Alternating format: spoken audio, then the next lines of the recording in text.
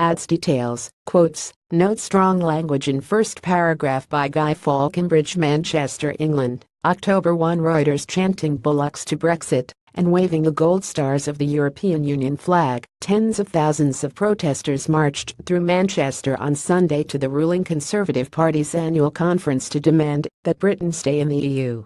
Protesters in the northern English city called on Prime Minister Theresa May to embrace closer ties with Europe, while a separate demonstration demanded that May go now. Helicopters hovered overhead amid a heavy police presence.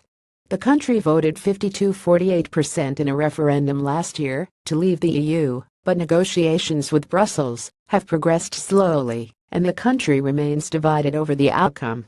Finance Minister Philip Hammond was greeted on his arrival with shouts of Tory, Tory, Tory, out, out, out, by protesters who used the slang name for the Conservative Party.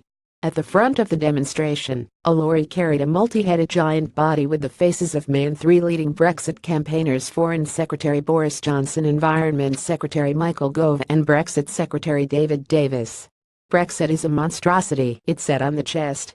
"Let's stop it." Paolo Arrigo, 51, managing director of a business which imports goods from Italy, said he had voted Conservative all his life, but was now switching to the pro-party, the Liberal Democrats. "How am I supposed to import goods on WTO-TARIFFS?" he told Reuters. "We are already seeing the effects. Brexit is a house built on sand. It will fall over. It is just a folly. Theresa May is a zombie. She is not going to last." May will try to stamp her authority on her party and the cabinet during the four-day conference, having lost her parliamentary majority with a botched election gamble in June.